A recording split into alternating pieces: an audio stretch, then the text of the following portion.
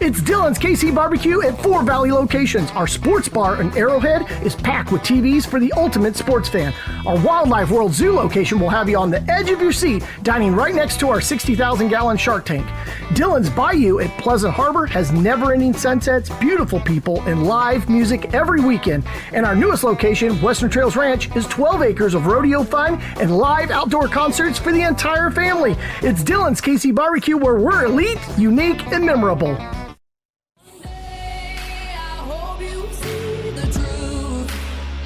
This puppet show stays on because of you.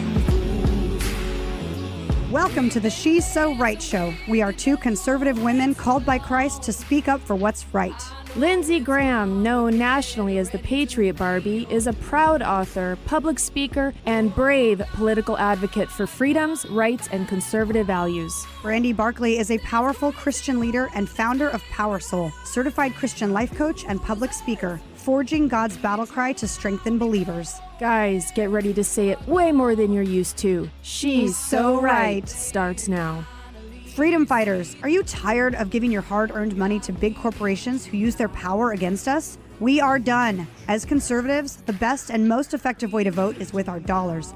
You can shop with all our favorite companies, sponsors, and affiliates right on our website.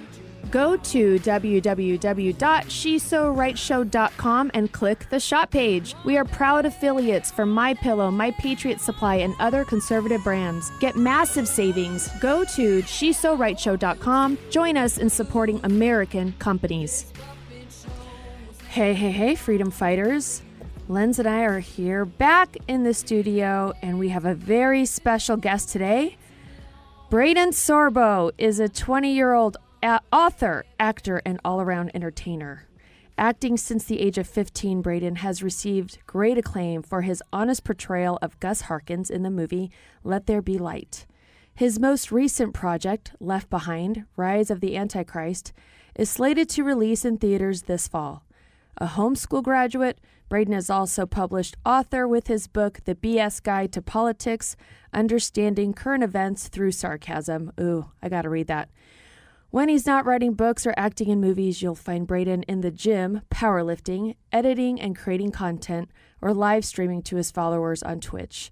Braeden currently resides with his family in West Palm Beach, Florida, and I saw this morning that you have like 1.9 million TikTok viewers. He's living the good life, it like sounds like to me. 1.9 million peeps are like into your stuff. Let's chat. Braeden, I would watch you on TikTok, but I'm permanently banned, so I'm sure your content is hilarious. Hello? Are you there? Braeden. He's like, I'm making a TikTok right now. Hello? Hello? Did we lose you? We lost him. He's like, this isn't going to be. He's like, they're already I'm talking out. over me. I'm not going to deal with this. I'm a superstar. Okay, so what do you... Well, What's the backstory? Yeah. Well, so I just interviewed, in case you guys don't know, he is the son of Kevin Sorbo and Sam Sorbo. Hercules, guys. Yeah, like huge actor Yeah. and super canceled on Twitter because Kevin Sorbo has some pretty awesome tweets if you haven't seen him. Mm-hmm. And he's majorly come out as conservative, and obviously he's a Christian. He plays in all kinds of Christian movies, but he posts things that like we say, but the whole thread is like liberals just blasting him. They are just so obsessed with him. So it's really funny to watch him speak out, and then people think that they're like, you're just a washed up actor. And I know that he's sitting home going, I don't care. I mean, I am an actor. Exactly. Who are you? He's like, hey, I'm playing golf every day, so whatever. And you voted for Biden. So I think we have Braeden back on. I'm back. Yay! Oh, we thought you ditched us already. We thought you left to make a TikTok I video. did, and then I decided to come back. Okay, thank you. I appreciate that. Well, course. welcome back. So tell us about what kind of content do you make on TikTok, first of all? Because Yeah, why is it so popular? We're old, and I want to know how to be cool again. Tell us what to do. It's all PG-13, politically incorrect comedy. Love it. I love it. I started back in 2019, and the summer of 2019, summer of 2020 was actually the best year for TikTok. Because everyone was sitting around doing nothing, right? We were all shut Well, down. because people could say what they wanted. They weren't being shut down. Ah. The algorithm promoted people for being creative and stuff like that, and nowadays it's completely different. It's much more liberal on the app. and you can't say things, and you'll get banned, and it's terrible. Braeden, listen to this. So I am not a big TikToker. So when I say we're old, I'm serious. We're 40 and 48. So I thought I could do TikTok for a while, and I made TikTok videos and did just fine. No warnings, no nothing.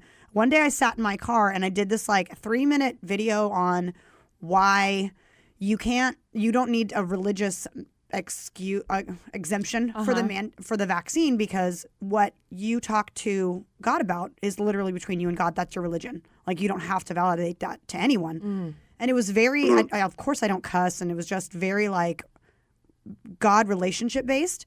The next day I woke up banned on TikTok. Wow. And I was like, oh, well, all right. Sorry about talking about God. So it's interesting because you think it's known as like the Chinese app, and like we should all get off. Yeah. But we're also working with Today is America, who's saying TikTok is where the youth are, TikTok and Snapchat. And if we're not there, then we're just giving up all that territory to the left. So so you're doing politically incorrect comedy. And that sounds like our favorite thing in the whole wide world. Yeah, and how do you not get banned? Because if they hate how does that happen? So I actually have a group of people that mass report and try to take down every video that I post. Of course. Which is a little bit discouraging, but I stick strictly to comedy. Okay. Right? So I'm not essentially making a video directly about politics, but I'm making jokes that make people think. Aha. So I'm able to kind of walk the fine line. And I've had the videos get taken down. I've been banned from going live. My longest ban was an 8-month live stream ban because everyone was spamming, tell us jokes or whatever. And I said, all right. And I told the joke and got banned instantly afterwards. So it's very difficult. Well, the other thing, too, is if your jokes if they're really funny and they're really satire, it's almost like, can you tell if he's making fun or if he's actually a leftist? Does that make sense? We met a girl at AmFest. She has an account where she pretends to be a crazy liberal teacher, that teacher. Oh, yeah. And she says it's so extreme that like conservatives kind of know that obviously you're making fun of the left, but then it's so extreme and the left is so extreme they can't tell that they're being made fun of because they're like, no, we really believe that stuff. So no one's banning her because or they're all trying to ban her. That's great. I actually was watching some of your videos this morning and I was cracking up. I reposted one that you saw, the one of the girl that's talking about the new pronouns for parents. Yes. I was half awake with my coffee and you had me cracking up. So it was like this young girl saying, you guys, there's new pronouns for your parents, like Mapa. Was it Mapa? Gosh. What was it? That was the one. Mapa. And then you said to your dad, hi, Mompa. And he goes, what?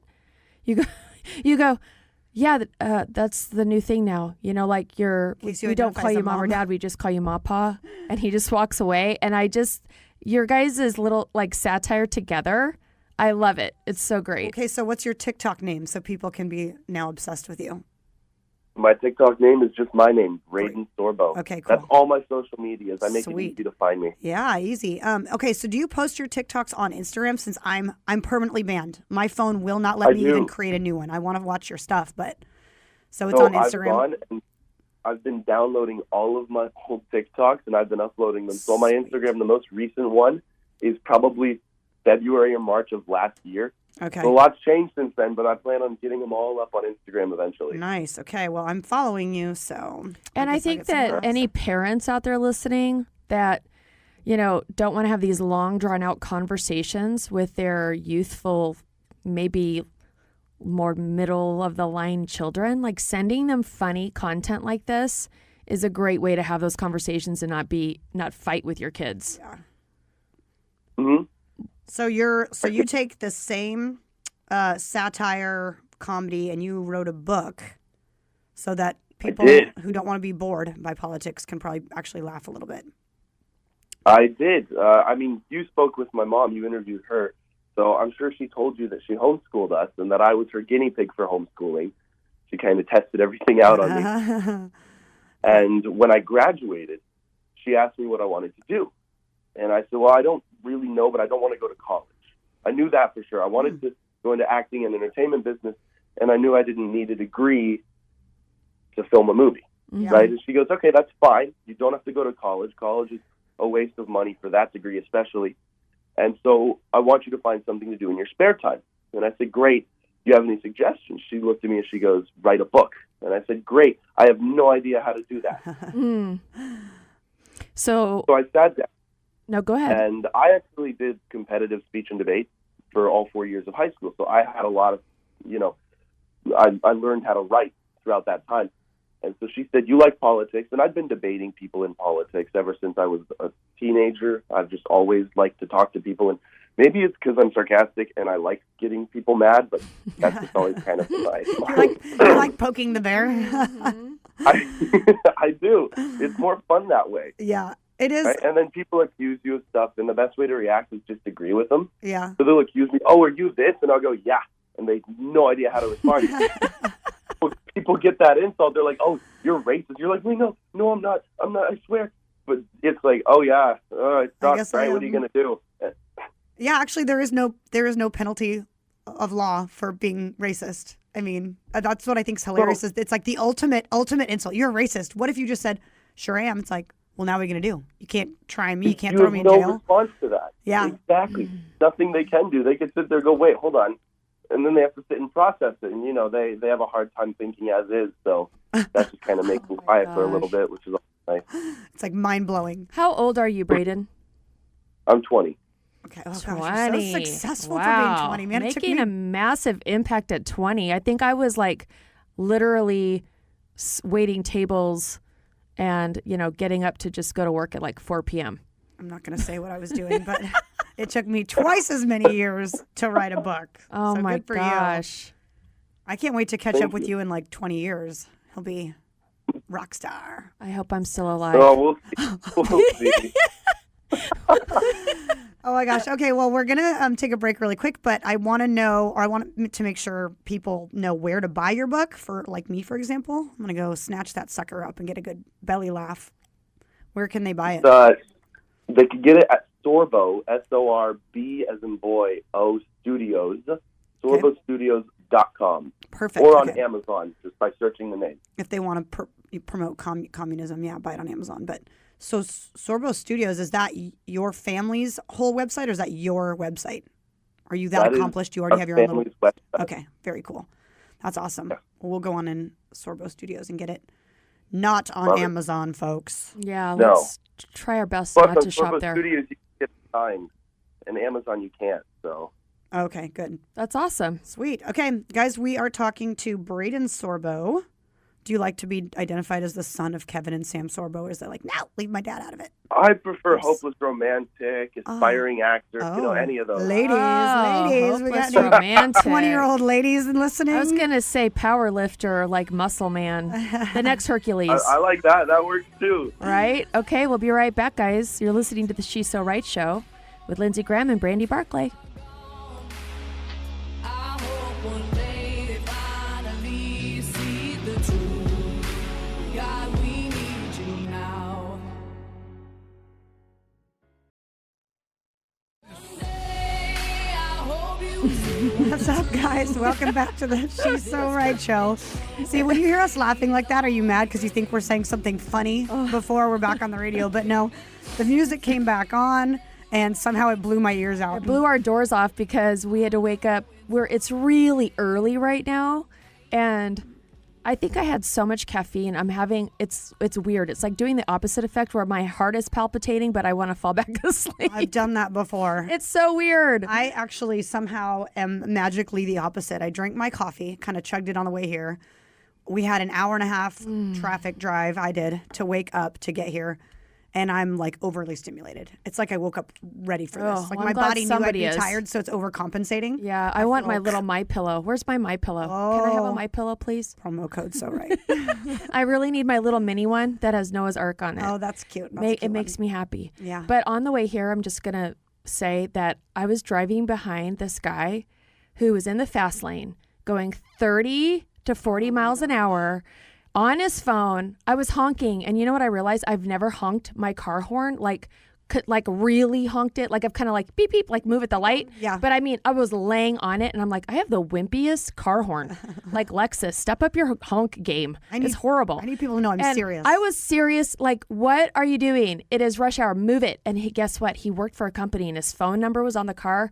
I'm like, you know that I'm grumpy when I'm pulling numbers off cars and like calling HR at 8 a.m. to somebody to yell because the guy is on his phone. You did this. I feel like you might have an affinity for this because this trucker moved over and almost sideswiped us in California, and you were like, take a picture of his license plate. Get his We're gonna number. call He his almost boss." killed us.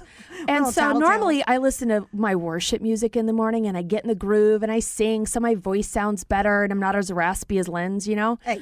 But no, I'll never be as raspy as her. But this morning I was not in worship mode. I was yelling at this guy, and then I had to listen to Led Zeppelin to like, and now I get it. Like I needed hard rock music. Like I needed to be grumpy. Let this be an example for you guys because I, on the opposite, listened to like Christian rock on the way here, and it was like that worship, like God is on the move, on the move, and I was like worshiping and throwing my hands up. No wonder you're and so now that's chipper why I'm in a good chicken. mood. I think the Holy Spirit was like, "Wake up, girl! Yeah. I'm here." I'm like just. I need some of that on me. Okay. So, we're back. Dear sweet Jesus, I pray over Brandie.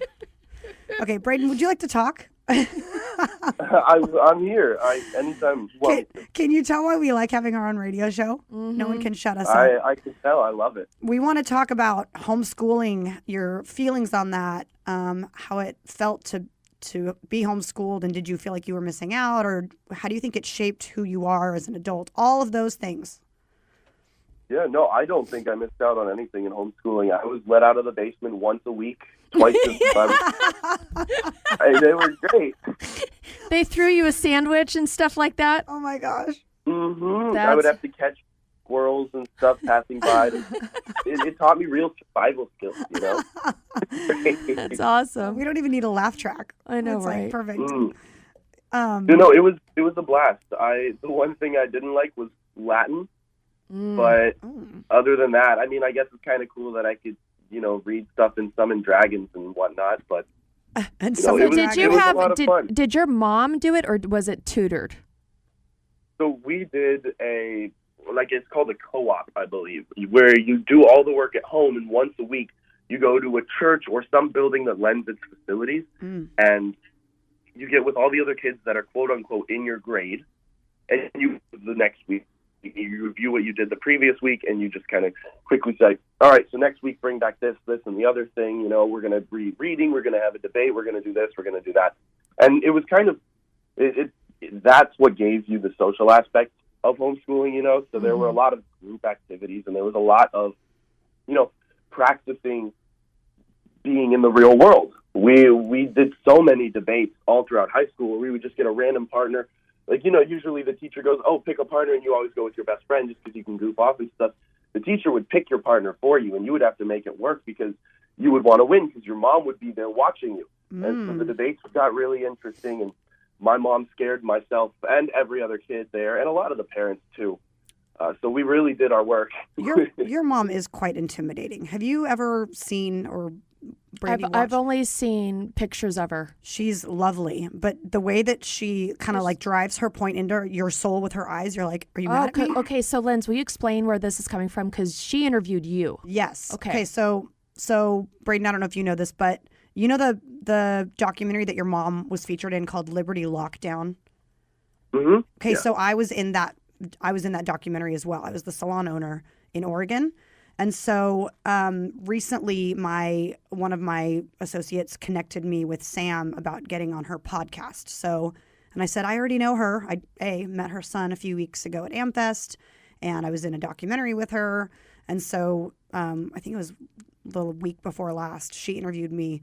And I actually do not get nervous on podcasts, but she just has a way of making you nervous. I don't know why. She's very intimidating. She's very bold, and when she makes a point, you're like, am I supposed to agree with you? Oh, wow. She's very, I'll have to let you watch the video she did tough. with me because She she's scares powerful. grown men, so. She scares Yes. grown men. Oh, yeah. She is. It's interesting, but yet she's nice. And then at the end, she smiles, and you're like, oh, okay, we're still friends. Oh, that's awesome. Yeah. Like it. Well, you're not. You guys have different personality. What's your dad's real personality like? Is he kind of goofy, fun like you, sarcastic? He is. I learned my sarcasm from him. Okay. It was his fault that I am the way I am. Sarcasm. Yeah. But he's the same pretty much behind closed doors as he is in real life. The dude just wants to golf and act. That's all he cares about. You know what I mean? So he's just very laid back. As long as he goes and he can go outside, golf, do his workout, stuff like that, he's pretty happy, you know? Like it's always been fun. He was never the on top of it in the homeschooling. That was my mom. That's just what she wanted to do. And he was like, all right, you do that. I'm not going to try to butt in because and I'll go golf. You can lose that. And I'll go be Hercules. Yeah. Pretty much. That's awesome. Well, I love what you're saying about homeschooling, that you felt like it was more, it prepared you more for real life. Because Brandie and I've talked about that a lot, how in school now it's like everyone gets a trophy. Everyone is being coddled. You're not learning real life finances. You're not learning how to balance checkbooks. But we didn't learn that. But I mean, think learned about a little bit of that. I didn't learn any of that. Like economics. Yeah, no, I did. I mean, very little. I think that even back when I was in school, a long time ago, guys. I mean, a long time ago. We used real books and pencils and things like that. But we honestly didn't. I never learned how to write a check or balance a checkbook, or I mean, we had shop and home ec where like you learned to cook. Like it was really traditional, right? Yeah. But or learn to sew, which I never learned how to make an outfit, and I failed that class. Isn't that sad? Yeah. I mean, I'm so fashionable. You would think I would learn how to sew, it's but so sad that you don't know how to sew. It's been so crucial for you in life, Brandie. Gosh. But I was kind of mad because how do you fail fashion class anyway?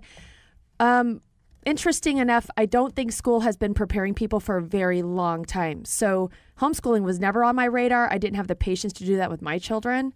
But I champion the moms or parents out there doing it now because I think it's more crucial than ever. And then you raise awesome, conservative, smart Alex like this one. I love it. Your mom did a great job. And I think that what your parents instilled in you, as opposed to a public school system and a teacher that you don't get to pick, is you're like the prime example of why homeschooling does work. Yeah. Sheltered. I mean, that one day out of the basement, you did a lot. You did fine. All right, guys, you're listening to the She's So Right Show. Check us out at she'ssorightshow.com. We will be right back with special guest Braeden Sorbo.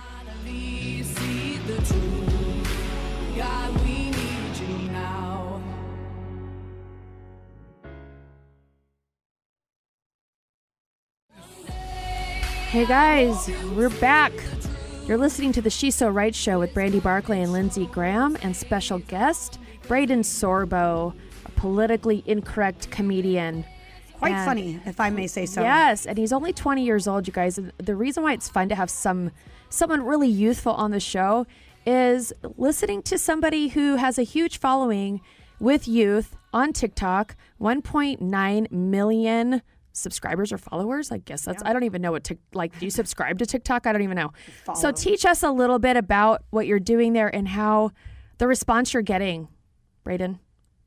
Yeah, so TikTok itself, I started it back when I was living in New York, graduating my senior year of high school, and I was just bored because we were out there for some renovation stuff on a house before we moved to Florida officially, and I just didn't know anyone there. I just moved, and I was sitting there. It was a winter on Long Island, so all the kids were in the city, and I just decided, you know what?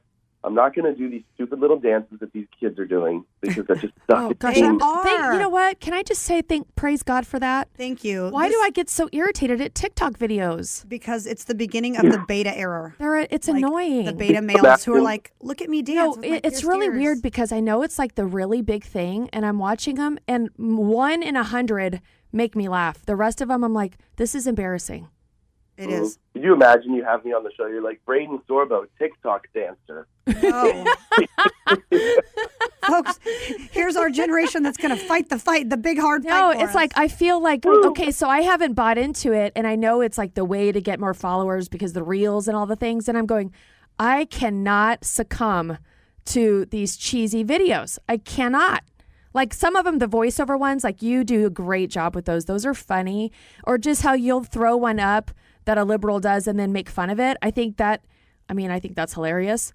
But the moms dancing around, pointing at things, I can't. I don't know. Moms, I feel like there's so So- much more productive things you could be doing. If You you're, want to know why those videos do so well? why? Well, Oh, there was a comedian, Andrew Schulz, I believe is how you pronounce his last name, talking about this. And TikTok is a Chinese-owned app, right? Yeah. So if you're China, wouldn't you want... TikTok is pretty much the biggest app right now. I mean, obviously there Right. are more platforms that are doing just as well or whatever, but overall TikTok's the most used, especially in my generation. So wouldn't you, as China, want the U.S. to be raising a weak generation? So wouldn't you want to reward kids, guys putting on nail polish and girls doing stupid dances and stuff like that? wow. That is Does a, that make sense? Well, I mean, they're in very- school the and Chinese in military training, yeah.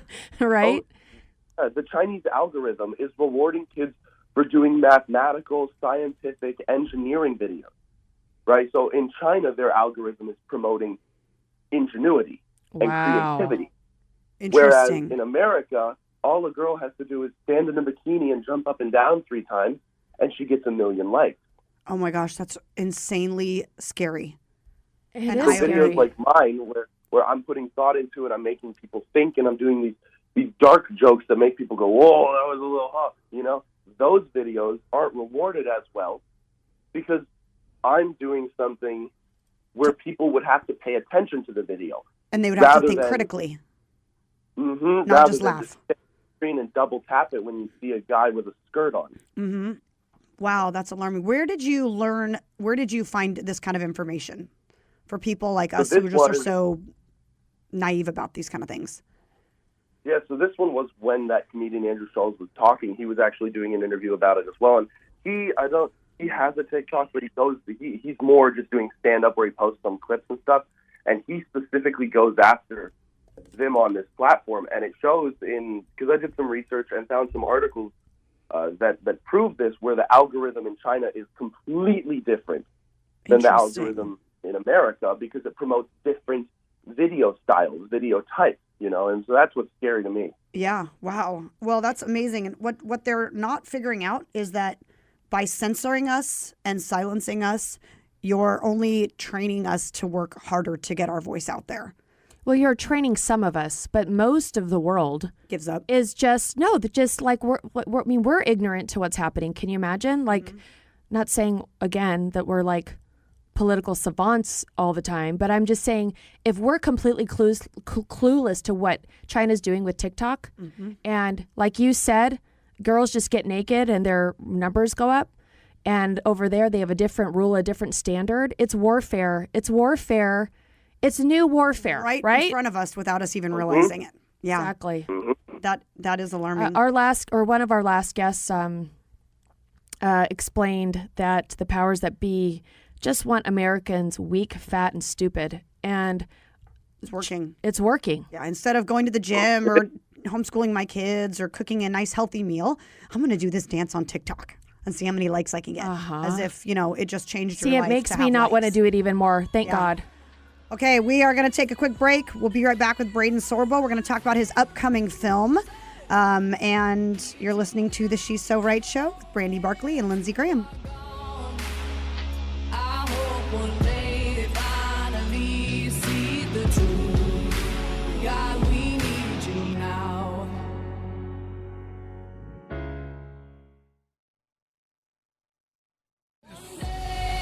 Hey guys, welcome back to the She's So Right show. We've got special guest Braeden Sorbo calling in from Florida, beautiful Florida, free Florida. We're getting ready to talk about his upcoming film, Left Behind, Rise of the Antichrist. And I already want to see it just because the title's so awesome. I know. Anything Antichrist is like so intriguing to me because biblically we know it's going to happen. And my mind can't process that even though we've been told something's going to happen, people are still going to be dumb enough to fall for it. So I'm intrigued by this. But Braeden, this is part of the whole Left Behind series. Are you in any of the other Left Behinds? So this is a complete revamp. Okay. So the story, the characters, everything is different. It's not connected Okay. Oh, to the okay. Left Behind movies rather than the Left Behind books. So this is based on the third book where the rapture's already happened and now we're getting into the whole one world order thing. And so it's pretty cool because there's a lot of connections into what's happening right now in 2022 with COVID and everything like that. There's some pretty cool tie-ins. Yeah. So the original Left Behind that I tried to watch with Kirk Cameron. So is that based on the book series as well? I think so. I guess that's not a question for you. I'll talk to Kirk Cameron. Yeah, call Kirk. We need Kirk on next week. So how, Braeden, how biblically sound are these movies? Are they fiction, nonfiction? Like, what's the deal with that? So this one is going to be more of an in-your-face religious movie. I've done some in the past that are like underlying, where you get that feel-good feeling, and then you're like, oh, that was really nice. And then you realize it was religious. But this one is strictly in your face with it, like a wake-up kind of movie. It's the pastor that's not preaching joy. It's the pastor that's like, okay, this is real. This Hell is and going to happen. brimstone. Are you ready? Exactly. Well, Interesting. for such a time as this, I think that's interesting how God, I'm always thinking, why would God have this movie coming out this fall? Right. I don't know. So here's another question. Say your prayers today, peeps. Here's another question you may not know the answer to. But so there was a original Left Behind, and then there was a second one, I believe. And then there's this one. Is that right? Yeah, because that wasn't the second one with Nicolas Cage. Oh, gosh, that would be crazy. I love Nicolas Cage, but I'm having a hard time picturing a... I'm pretty sure they made I one don't with know. him in the Left Behind. So I as guess the main guy. I guess as far as a lot of what I feel like our role is right now, our main role, our only role is to be saving souls. If you were going to tell someone who wasn't a believer to watch this movie, they might like just keel over. Should they start at the beginning so they're not like, wait, what just happened? Wait, don't like, kill over 'cause if before you accept bef- Jesus. Say your prayer quick. Like you don't. It's not that you don't. It's not that you don't want to scare them. It's just that it's really hard to compute everything, especially when you get into Antichrist. It's like, wait, all these things are going to happen beforehand.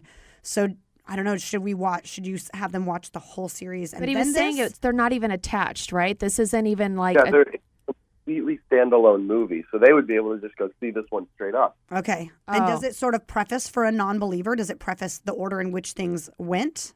And now we've got the Antichrist? Or is it kind of like, Antichrist?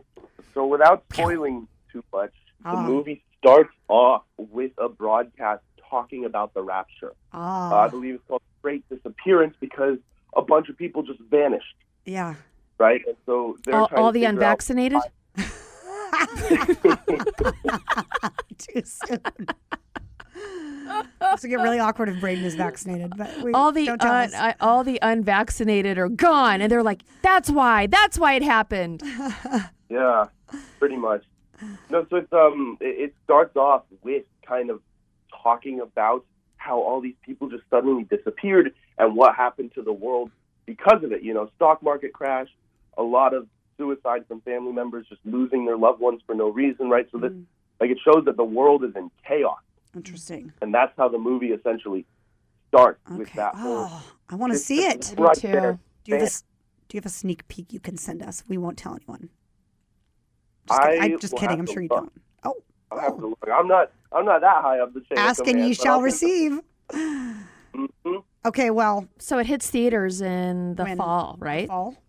That's the estimated release date. We were hoping for a little bit earlier, but with everything it's taking to edit the movie, we just finished filming last December, right before I met you guys at AmFest. Okay, wow, So this is very fresh. that's exciting. And so Well, I'm going to Yeah, go they ahead were- and say now that we'd like to be at the screening, so make sure to send us an I need invite. a ticket, we will come. please. Red We will carpet come. tickets. Yep. Braeden, so can you tell us a little bit about your faith? Why you're compelled to do these kind of movies? What interests you? Why? What's your why? well, why? What's your So why? last year around this time, I was with my buddy in the gym, and we were just doing leg day. And he looks at me and goes, Braeden, we're a-holes. And I actually said the word, but, it's not really appropriate for this situation. But he looked at me and he said that. I said, what do you mean? And he goes, just the way we act. Right? Now, my friends and I, none of us drink, none of us smoke, none of us even vape. Right? But we did like going out on dates. We did like, going to parties, even just to hang out. Right? And so we were not great guys, thus he used the term a-hole. Right? And so later that night, I got my friends together in my kitchen, and we wrote down a list of rules for the month of April called A Whole April. And throughout that month, we spent every single day waking up at a specific time, eating meals on a planned schedule, going to the gym, and doing devotion. And that was when, because I was raised a Christian. Growing up, I was always going to church and everything. But, it was one of those things where I just I went because my family went, and I wasn't allowed to not go. And it wasn't like I didn't agree with it, but I just didn't fully understand it. And it was through that month of April where it kind of clicked for me. And so I started a men's Bible study that I had to pause because two of my friends ended up moving away. One of them, his family got in a bad car crash, so he had to move up north to Maryland to go help them. And then the other one moved about an hour and a half away, so they were just a little bit too far to come down every week. But so I started a men's Bible study just to kind of learn more and explore the Word and kind of just grow as people, because there's so much in the world telling men to be feminine and telling men that they shouldn't believe in God and all of these things, when in reality, there's really only one way to be happy with yourself and with your life, right? Right. And we all know that. And that's kind of what's happened to me throughout the past year, is that growth and essential start to everything. And I got to say, I've been much happier since I've become more serious about it. Every night I'm doing 3 chapters in the Bible. And so I started Genesis 1 on January 1st. And according to the math, supposedly, I didn't pass math in high school, but this is how it supposedly works. 3 chapters a day for the whole year will get you to the final chapter of Revelation on the last day of the year. Wow. So can I ask, why do you think reading the Bible makes you happier? I would say that it's just a ton of factors, right? So I am a big music guy. I love my music, and I create custom playlists for everything. I design profile photos for them, all this stuff. And so I made a worship music playlist. And when that Bible study started up is when I really started making the playlist. And every time I played the music, I would start getting goosebumps and just start feeling good. And it was weird. I didn't know what the heck was going on, but I knew I liked it. And so I started learning more and more about it. And I just realized that all these things that are pushed onto us by Hollywood and the media, you have to have sex with a bunch of girls, you have to go do this, you have to go do that, you got to drink, you have to go party. It's all fun because those little dopamine rushes are really good for you, are all lies. And this is something that I knew growing up, but never really realized, if that makes sense, right? Like you know something, but it doesn't fully click. Right. And so it was because of that, and I just started seeing more and more instances in real life, like whether I'd be scrolling on apps, seeing random comments on other people's posts, I'd be like, oh, that's weird, that kind of relates to me, right? Of all these different things where it's like, dang, I kind of wish that I lived in a time where the nuclear family was the viable, more popular option and wasn't as hated as it is today, because that's something I want. I want to get out to the middle of nowhere, build a gym in my garage, and then just live away from people with a family. That sounds so simple. That sounds and really great to lovely. a lot of people right now. Just so you know, we will join you. And we'll throw you a sandwich once a week. You're used to it. Yeah, so it's or perfect. squirrel. I would love a that. squirrel. They're squirrels. You know what? That is so beautiful. And I love, because Lindsay and I talk about this a lot. You can talk about the Bible to somebody till they're blue in the face. You can take your kids to church. But ultimately, people have to have their own Jesus experience. And I love that you found that experience so young, and that it was simple. It was like just that intention of, we're not going to be jerks. We're going to be good guys, And wow, what a huge leadership quality that is. I have to say, I'm a huge music person too. And I was once getting my hair done by this rocker guy. And he goes, so Brandie, what kind of music do you listen to? And I totally threw him off, and I go, Christian. And he goes, huh? Well, why? Why?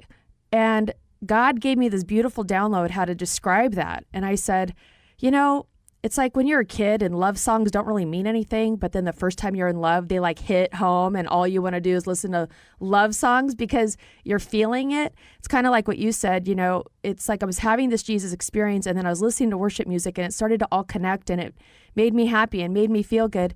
And it's exactly that thing. It's like there's this new love story in your life. So that's super exciting. Thanks for sharing that. Thank you for letting me. Yeah, I just recently started listening only to worship and Christian radio just to see. I was listening to K-Love, and they did the K-Love challenge. Listen to only Christian music for a month and see how you feel. And I was like, I could do that. And I've been noticing that a lot of the secular music obviously has been going downhill for a while. But even now, I listen 80s.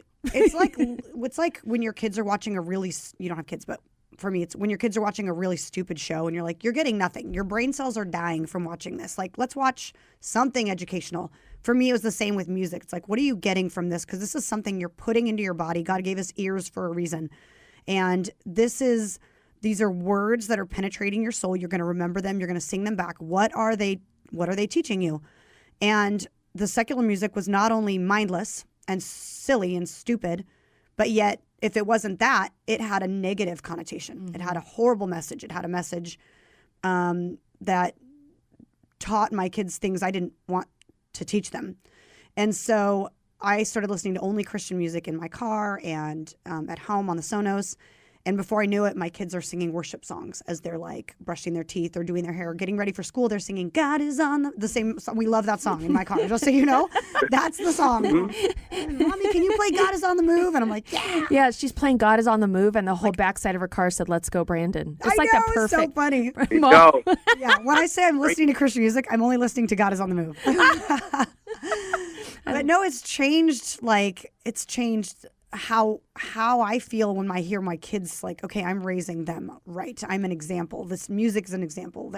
They're hearing positivity. It's encompassing everything they do. So that, to me, when you are saying your testimony and you're saying you started a men's group, it's like God was moving so powerfully in your life, and worship music was a way for him to reach you and say, this is how this feels when you are completely in love with me and you recognize me and you welcome me into your life, and take time. Yeah, that intentional time that you're taking. And I just have to say, I was checking you out, and mind, body, and spirit, you're doing the good work.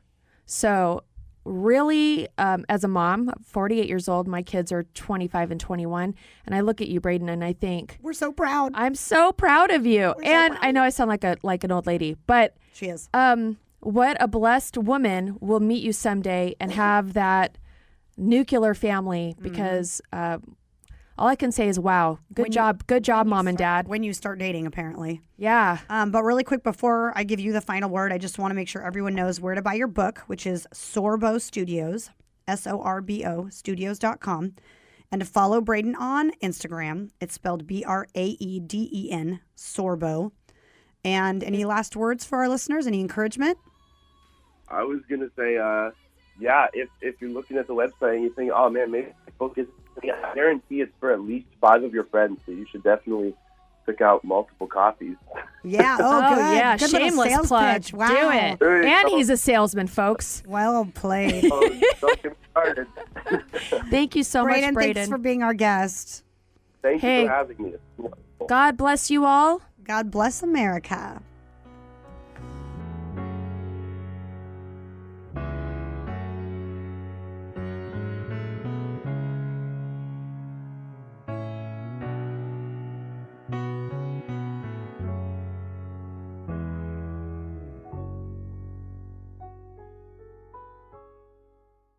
It's Dylan's KC Barbecue at 4 Valley locations. Our sports bar in Arrowhead is packed with TVs for the ultimate sports fan. Our Wildlife World Zoo location will have you on the edge of your seat, dining right next to our 60,000-gallon shark tank.